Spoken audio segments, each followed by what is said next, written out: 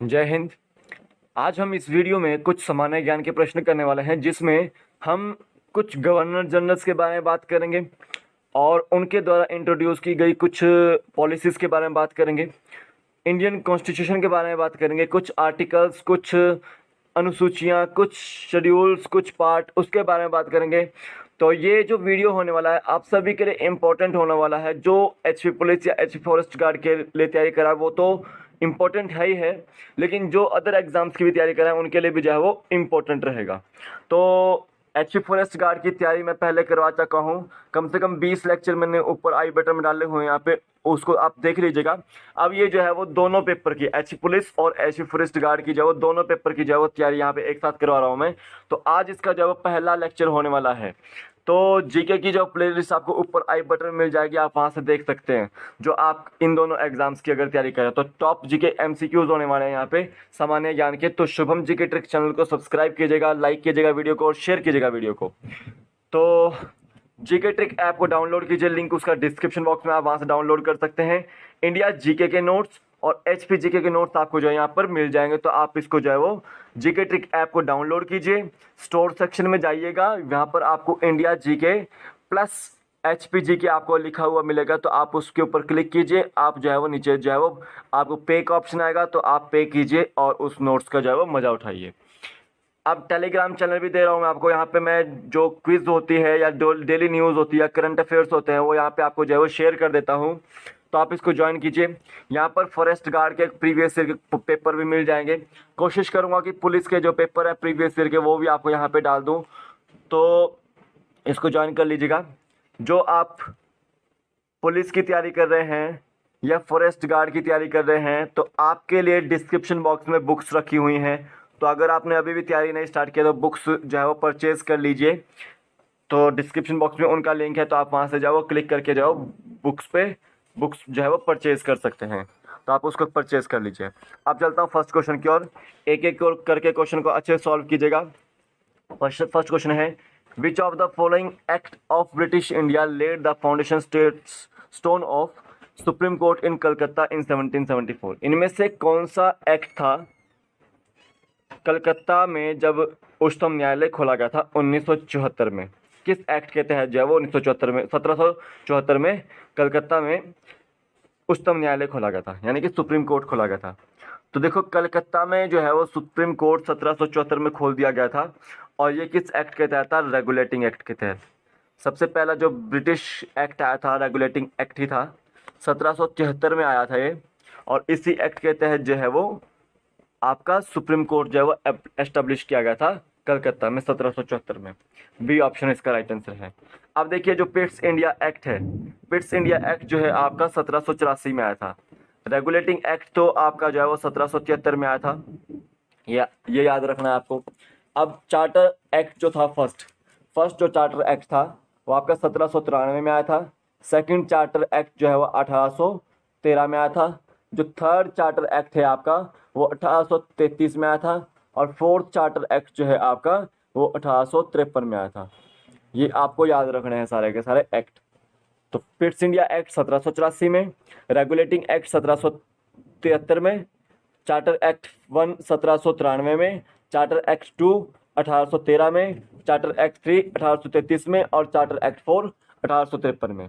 यहाँ पर याद रखना। तो सुप्रीम कोर्ट को जो है वो कलकत्ता में 1774 में जो है वो 74 में खोला गया था रेगुलेटिंग एक्ट के तहत।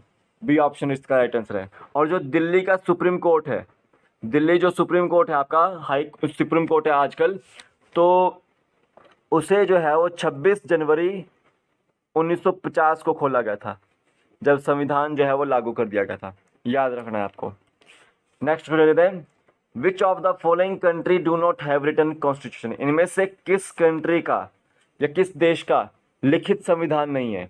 तो याद रखना है आपको कि यूनाइटेड किंगडम, इसका जो है वो मौखिक संविधान है, मौखिक संविधान है इसका, जो है वो लिखित जो है वो संविधान नहीं है। तो याद रखना है, सी ऑप्शन इसका राइट आंसर है। इंडिया का सबसे बड़ा कॉन्स्टिट्यूशन, सबसे बड़ा संविधान है, याद रखना है। और सेकंड नंबर पर कौन है आपका? अल्बामा। अल्बामा एक कंट्री का नाम है। तो इसका जो है वो कॉन्स्टिट्यूशन इंडिया के बाद जो है वो सबसे बड़ा रहता है, ये आपको याद रखना है। तो यहाँ पे सी ऑप्शन इसका राइट आंसर है। दोनों का ही लिखित संविधान है, अमेरिका का भी और आपका इंडिया का भी, लेकिन यूनाइटेड किंगडम का आपका जो है वो मौखिक संविधान है। सी ऑप्शन राइट आंसर है। On which of the following governor general period 1857 revolt occurred, किस गवर्नर जनरल के समय पे 1857 का विद्रोह हुआ था? तो याद रखना आपको 1857 का विद्रोह के समय पे कौन गवर्नर जनरल था? लॉर्ड कैनिंग था। ये आपको याद रखना है। सी ऑप्शन इसका राइट आंसर है। अब सती प्रथा पे जिसने बैन लगाया था 1829 में जो है वो सती प्रथा पे बैन लगाया था लॉर्ड विलियम बेंटिक ने, ये आपको याद रखना है।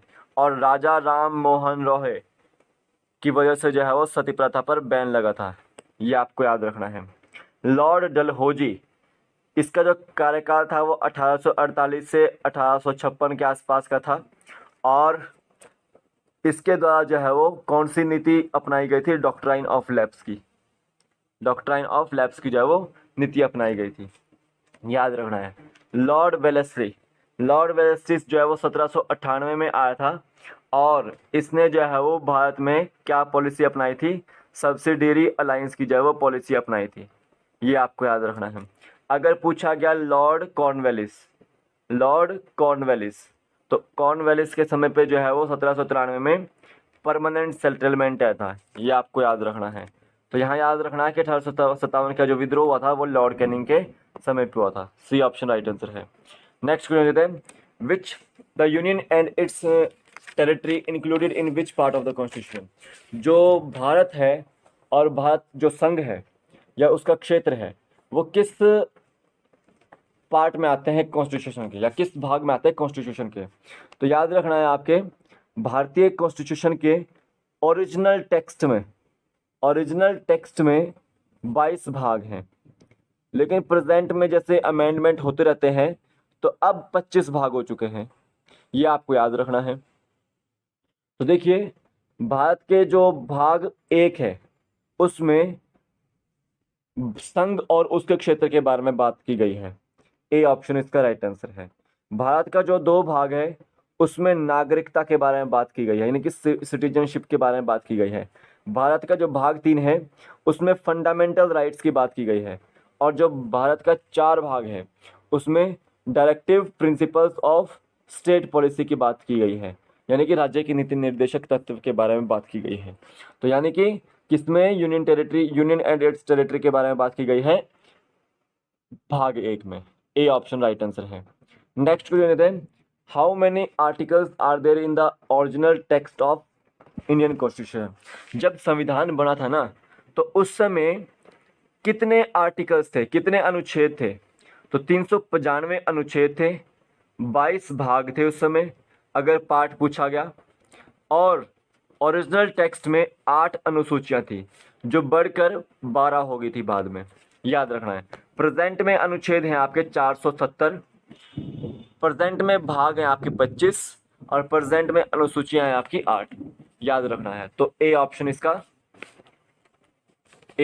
इसका राइट आंसर है। 470 आपके जो है वो अनुच्छेद हैं, कितने हैं? अनुच्छेद हैं, ठीक है। और 12 जो है वो शेड्यूल्स हैं, अनुसूचियां हैं, और 22 जो है वो पार्ट थे, याद रखना है। अब 25 हो चुके हैं, याद रखना है। ए ऑप्शन इसका राइट आंसर है। नेक्स्ट क्वेश्चन देते हैं, citizenship mentioned in which of the following article? इनमें से कौन से अनुच्छेद में नागरिकता को बताया गया है या एक नागरिकता के बारे में बताया गया है, बताना है आपको। तो अनुच्छेद 1 से 4 में जो है आपका, यानी कि भाग 1 में आपका क्या है? यूनियन एंड उसकी टेरिटरी है।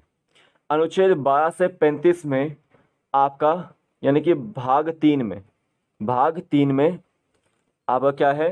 फंडामेंटल राइट्स है।